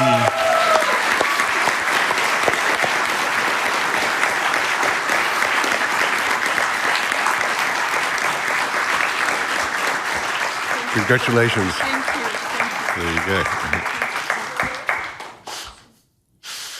Great, I think a big applause is well deserved for these 3 winners.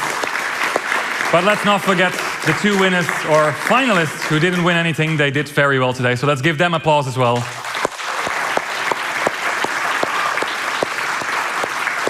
And then I also like to thank the expert jury which made the decision on these 3 winners today. So we had the chair Jarmo Halikas, Professor Kimmo Kaski, Dr. Jukka Rantala and Sonja Enestam. So thank you all, give them an applause as well for deciding these winners.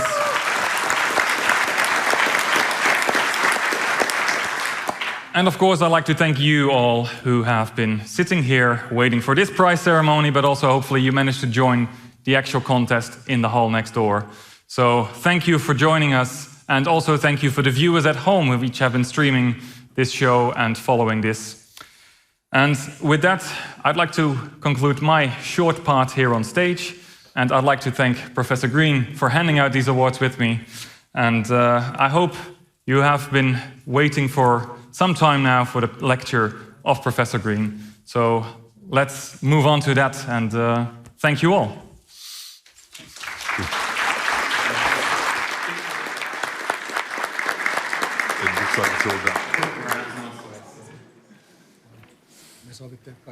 You can follow me off stage now. So.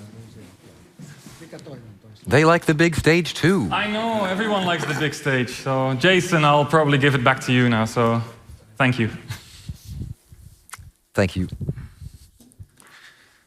Thank you very much indeed. A lot to think about, obviously, but that that we've heard a lot to think about today, but that was all the drama that we've been missing for all of this time.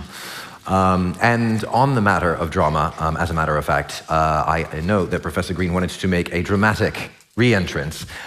May I ask you back to the stage, please?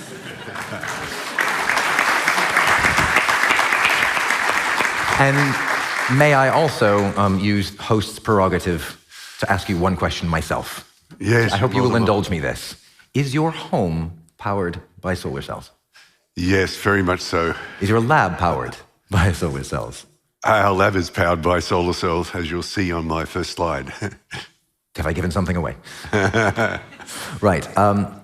Thank you very much indeed for joining us. We have reached the part of the program where we get to hear from our Millennium Technology Prize winner. I'll leave you with Professor Green. Thank you very much. Thank you. Well, as I said last night, it's a great honour to receive this award. But what I'd like to do tonight is just give you an overview of our work on improving the silicon cell efficiency and how they got to be as cheap as they have become in recent times. I'll just get on my first slide. So I'll just talk about the history of how the cells developed. And down there at the bottom is the iconic Sydney Opera House, and that's our lab in the centre there, and you can see it's powered by solar cells. And then on the bottom right is the Solar Industrial Research Facility where we do technology transfer to industry. So my talk is divided into 3 sections. I'll talk about the technology and the costs and the market drivers. So hopefully something for everyone. So this is a solar cell, and it's very much a device of the 20th century in that it's a quantum converter. So it requires understanding of quantum mechanics and so on to really describe how it operates. But basically the photons, Einstein's photons in sunlight, that have enough energy enter the cell, and they excite electrons from the atomic bonds holding the cell together. And so you get electrons in excited state, and they leave a vacancy behind in their original state, and that acts very much like a positive charge carrier in the material. So if you just put one of these cells in sunlight and there was nothing else in the structure, you would get these carriers getting generated, and then they'd disappear and nothing much would happen. So what you require is some way of getting directionality in the flow of the carriers, and that's where what's called a PN junction comes into play. And that's one of the most important devices in microelectronics. It underpins every microelectronic device. And it was actually discovered by a researcher that shone a piece of light onto silicon and noticed one side became positive and one side became negative. So the 2 types of silicon are called positive and negative silicon, or N-type and P-type. And it was sort of working out what was giving these properties that really led to the semiconductor revolution. But it's small quantities of trace impurities within the silicon. So group 5 elements that have more electrons than silicon give it the negative type properties, and electrons can flow very easily through that material, and that's the upper light blue region in the diagram up there. And then the other type is positive type, and then the holes or vacancies can flow very easily in that material. So by having this PN junction, the electrons like to go in the upwards direction where they can flow easily in the hole in the downwards direction. So if you didn't stick anything between the contacts to the front and the bottom, you'd measure a voltage, and that's called the open circuit voltage that I'll talk a little bit about in my talk. But if you connect an electrical circuit between the top and the back, you'll get electrons flowing through that circuit, going around to the back of the cell and meeting up with the holes there, and the whole process is completed. So there's no real wear-out process, so the cells are really very rugged. There's no real mechanical moving parts, so it's very reliable technology. It's mainly the contacts to the cells and so on that give the cells a finite life. So the cells are a little bit fragile to treat just by themselves, so they're generally encapsulated into what's called a solar module. So that's basically a toughened glass cover sheet and an aluminium frame that give the structural strength to the structure. And then the cells are laminated in a very tightly bound structure consisting of polymeric layers with a very rugged polymeric backsheet that protects it from, it protects you from the electricity the solar cells generate, and it protects the solar cells from chemicals and so on. When the first efficient cells were made, and that was in 1953, it made front page news on the New York Times. So somewhat appropriate given the role I think solar is going to play in our energy future. But there's an article there, vast power of the sun is tapped by battery using sand ingredient. So, a lot of excitement. And you can see in the drawing above that column there that there's a lot of excitement about how you might use this technology to, provide families with electricity and so on. But the cells were far too expensive for that, so incredibly expensive back in those days. But fortunately, an immediate application was found for them in an application where cost really wasn't a big issue, and that was in space. So the second US satellite that went up, the fourth overall, Vanguard 1, some solar cells were stuck on it, and they worked very well. In fact, too well. They clogged up the airways for 6 years. But when people were thinking about developing communication satellites, the cells became a natural choice for the power source for those. So Telstar 1 was one of the first communication satellites in 1962, and there was a big effort put in developing the cells. So we had a standardized, reliable technology for using on those spacecraft. So things might have stayed there except for the 1973 Arab-Israeli war, which caused oil crises in the US in particular, and President Nixon introduced Project Independence in late 1973 to sort of wean the US from dependence on foreign oil. And that was very crucial in the history of solar cell development, in that solar cells got a Guernsey in terms of being selected as one of the technologies that might provide that independence sometime down the track. So a flat-plate solar array project was started in January 1975, and it's led a legacy that has become very important in the success of solar. And it was a very financially well-backed program, particularly during the Jimmy Carter era, who was quite an enthusiast for solar energy and could see the type of role it was going to play in the future. But what really evolved there that was really important was the packaging of the cell. So that very reliable packaging that I described briefly earlier was developed during that program, and that's one of the most important legacies, because we had a way of producing a durable product, almost from the start of the industry. However, in the Reagan era, that program got wound down, and a lot of researchers in the US, that was a large program, had a lot of good researchers in the US involved, but they had to leave and work on the topics Reagan was interested in. Right at the start of that program, another development occurred that was really important for the cells, and that was there was a big jump in the performance of space cell. So the graph there just sort of shows the history of the evolution of the best laboratory cell, and all these results were initially in the US. But the efficiency jumped up in the 50s and early 60s for that satellite application I mentioned. And then in the early 70s, there was another effort to try and give it another jump in performance that was successful. And, the real success was in providing texture on the top surface. You can see those tiny pyramids.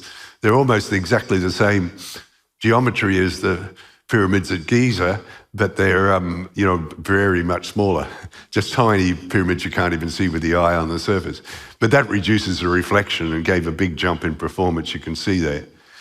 And just about the same time, a simple way of applying the metal contacts was developed based on screen printing, much like screen printing a pattern onto T-shirts. You have this paste that includes these metal particles, you screen it onto the cell, then you heat it up, and you get solid metal contacts as a result. So that was a very low-cost process.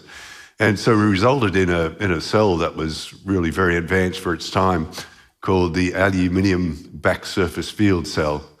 And that's just talking about that P+ region at the back. That's the region that's got a lot of the group 3 elements that that make it easy for the holes to transport through, very difficult for the electrons to get through, so it provides a protection from the back contact for electron.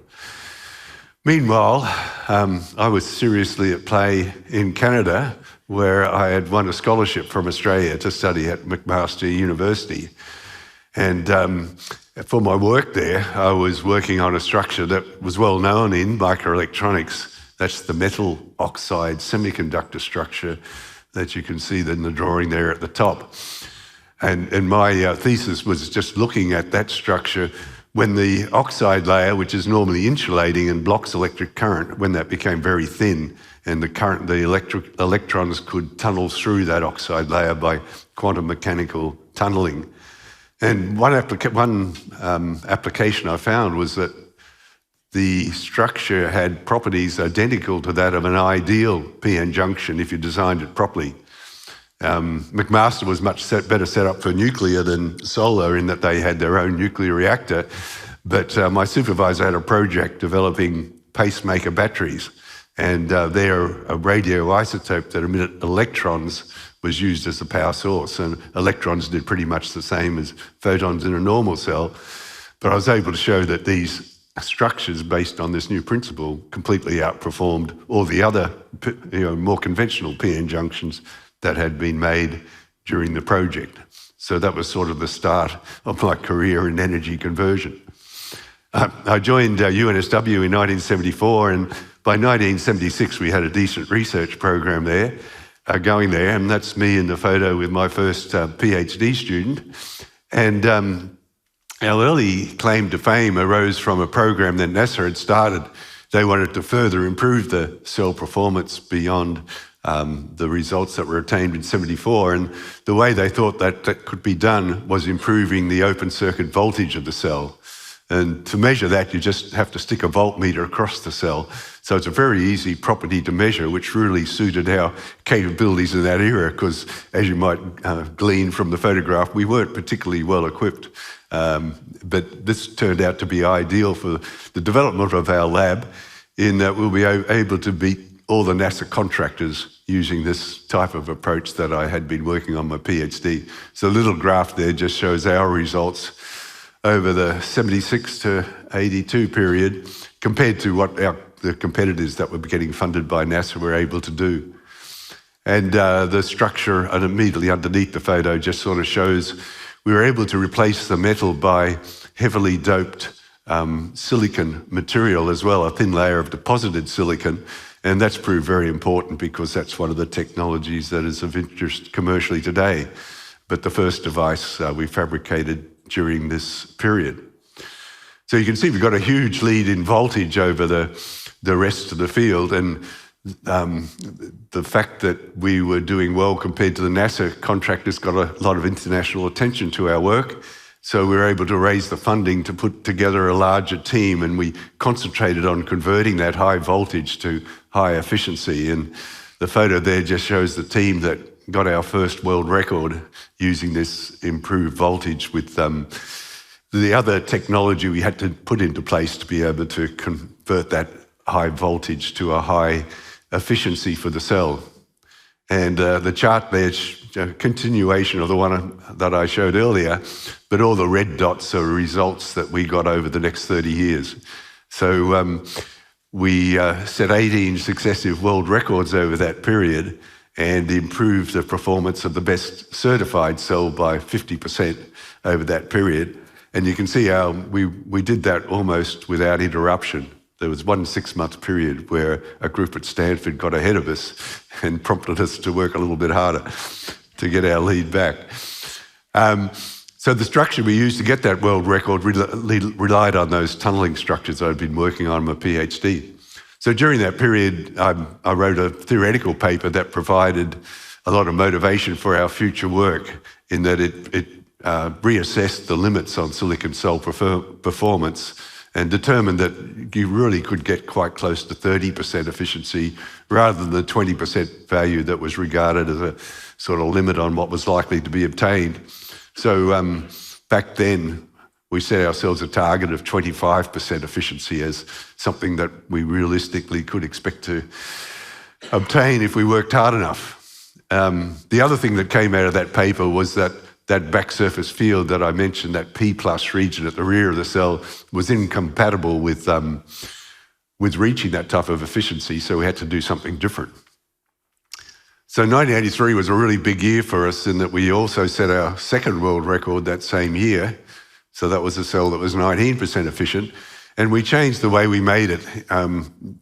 The tunneling structure was to reduce the electronic activity of the contacts that you made to the silicon, but another way of doing the same thing was just to reduce the contact area, which was the approach we used, and that was a lot simpler to implement, so the 19% result arose from our ability to make cells more quickly and hence make them have a better chance of getting a more efficient one.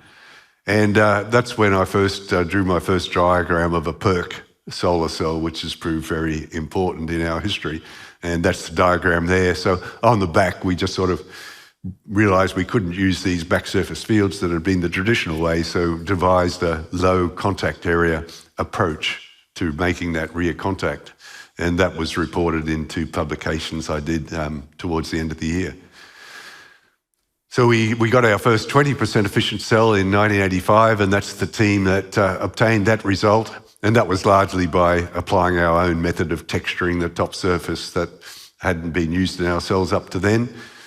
Those of you who are observant might notice a certain gender imbalance in the group there in the photo, but that was soon rectified when Adele Milne did the first ever thesis worldwide on the PERC cell. There's been many done since, but she was the first PhD in that area. And then Aiwa and Ximing not only contributed greatly to the development of the cells in the lab, but also to the industry.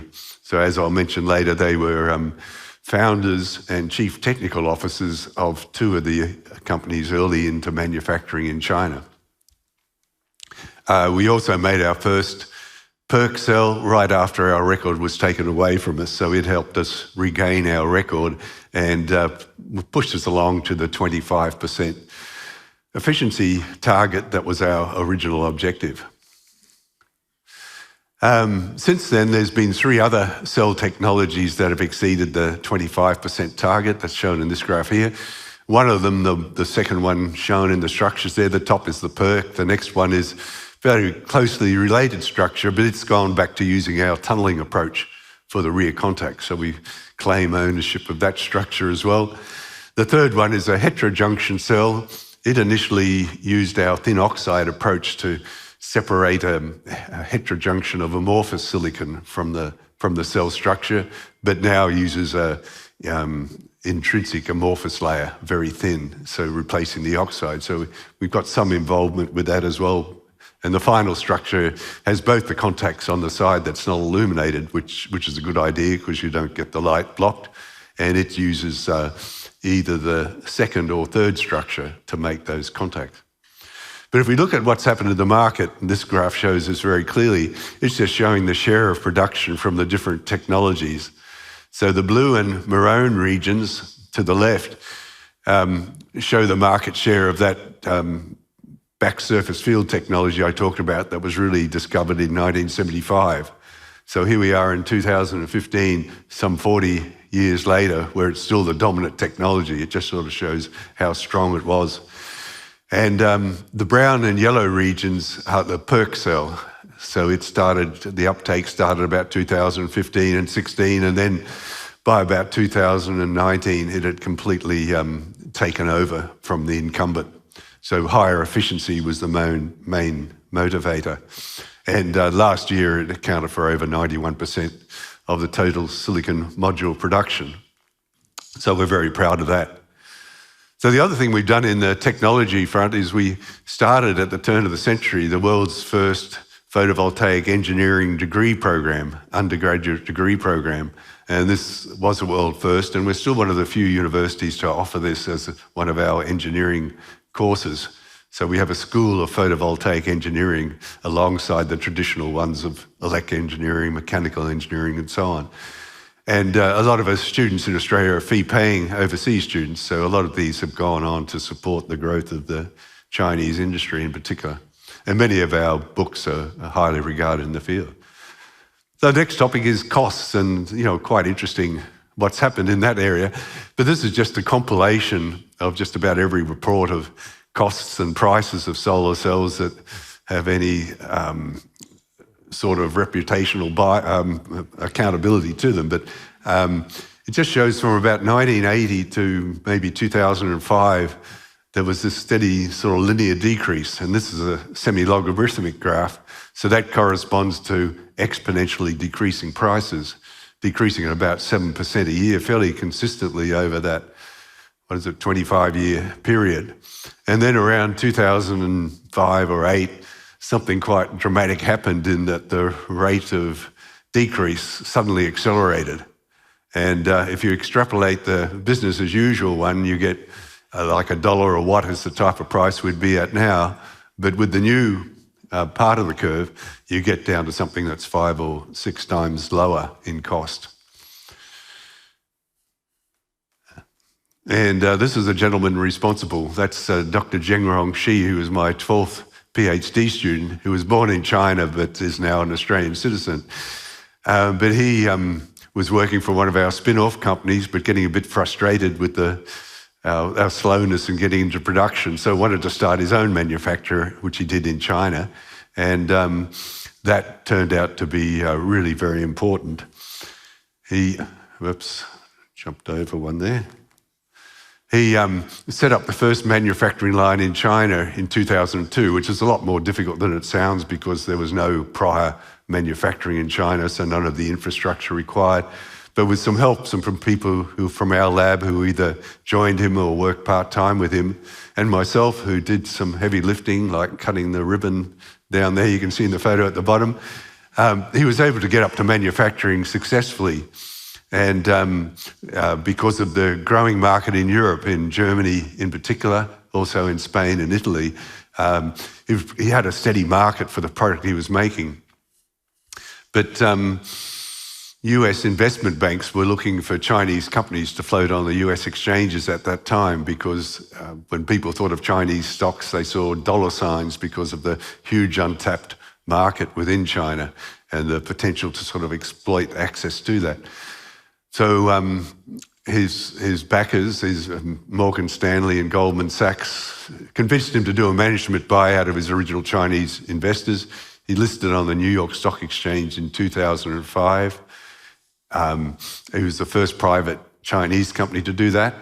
And the photo up the left shows the day that he rang the bell on the New York Stock Exchange. And I'm very pleased that I was there, and my wife Judy also got to help to ring the bell, so a very exciting day for us. But that was a huge success, and that's been very important to the development of photovoltaics because he raised $400 million, only offering a part of his company during the listing. So he overnight became the first solar billionaire that attracted a lot of interest. Goldman Sachs made at least $200 million themselves on the exercise. So there was a sudden avalanche of listings of companies from China that were interested in photovoltaic manufacturing on the US exchanges because of, they were keen on getting windfall cash injections, and the US investment banks were interested in trying to make the type of money that Goldman Sachs made on the Suntech listing, which was the name of the company Zhengrong had started. So the photographs underneath just show the listings of the next 5 companies to list. And the people circled from our lab, so part of the due diligence was that someone from our lab needed to be involved. So there's about $7 billion injected into 10 companies that managed to list on the US exchanges between 2005 and 2010. And 7 of those 10 are the largest manufacturers right now today. So that they form the backbone of the industry. So this cash injected from US investors is why China is so strong in photovoltaic manufacturing. 6 of those 7 had people from our group either as founders or chief technical officers or similar within the company. So that first big cost reduction was due to these cashed up companies after US listing competing for market share. So the market was limited and these companies installed a lot of great manufacturing capacity, so fighting for the market share really caused very rapid cost reductions between 2008 and 2012, shown there as a dark blue region. By this stage, China was dominating manufacturing, so it decreased the incentive for market development programs here in Europe, for example, because, what's the point of market development if we're just supporting Chinese manufacturers? So in the third stage shown there, the Chinese government realized what was happening and decided to start supporting their industry. So the graph on the upper right there just sort of shows the uptake of solar, annual installations of solar, in the red region is China. So China has accounted for about half the annual installations since about 2012 as part of their market development program, sort of helping these local manufacturers grow. And that's very, very good because it means there's less coal generation in China than there would have been. And it means that by supporting these industries, we all can enjoy the cheap panels that we now can see. The PERC came on the market in 2016, and this just shows the chart in the background up the upper right just shows the same information on a semi-logarithmic graph, and you can fit by straight lines. And you can see a break point in 2016 when the PERC uptake started in the blue line. You can see that break point. And that's where the incumbent, which was this back surface field technology, had to battle to maintain market share against the new PERC technology. So we believe that the introduction of the PERC sort of cut the price of photovoltaics by about 50% compared to a business as usual scenario. So additional accelerated cost reduction since then. So with all these massive cost reductions, and I showed on an earlier graph, the cost has reduced by a factor of 24 from 2008 to 2020. So that's sort of a 95% reduction in cost. But people began to notice the very low costs of solar around 2020, and the International Energy Agency, which hadn't been very supportive of solar, now said solar's the new king of electricity, some of the cheapest electricity in history and so on. So it's been a massive change as a result. So the recent market drivers, and the market is now very aggressively growing. One has been the International Energy Agency. So with their reversal in form, their current net zero program calls for immediate and rapid uptake of solar and wind in particular. So the graph just shows the type of increase that they're calling for in the uptake of solar. So a massive installation rate over this remainder of this decade. The Intergovernmental Panel on Climate Change likely in the past hasn't been too optimistic in their projections for solar and wind, but now in their latest report, they have solar and wind as the chief technologies to drive down our global emissions by 2030. This graph is quite an old one, 2015, but it just sort of shows the impact that 1 terawatt of photovoltaics can have upon global CO2 emissions if it's displacing coal from electricity generation or oil from transport. So this year we expect about a quarter of a terawatt to be installed worldwide, but that figure has been doubling every 3 years. So by 2030 we could get 2 doublings in. So this terawatt level is quite important because if you're installing that amount a year, you can see the impact on CO2 emissions. It can make quite a significant impact, and that's what's motivating the IEA and the IPCC in their projection. So that brings me to the end of the talk.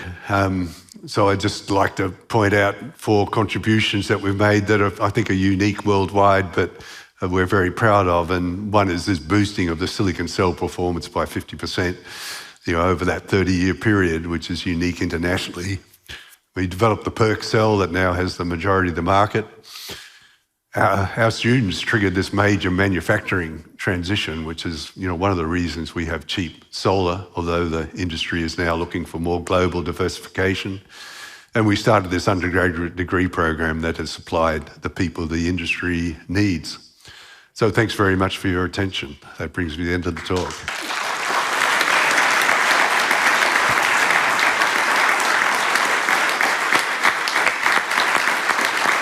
Professor Green, thank you very much. As I said earlier today, it's an inspiring story. Thank you for sharing an abbreviated version of it. And it still amazes me how much it aligns with the mission of the Millennium Prize.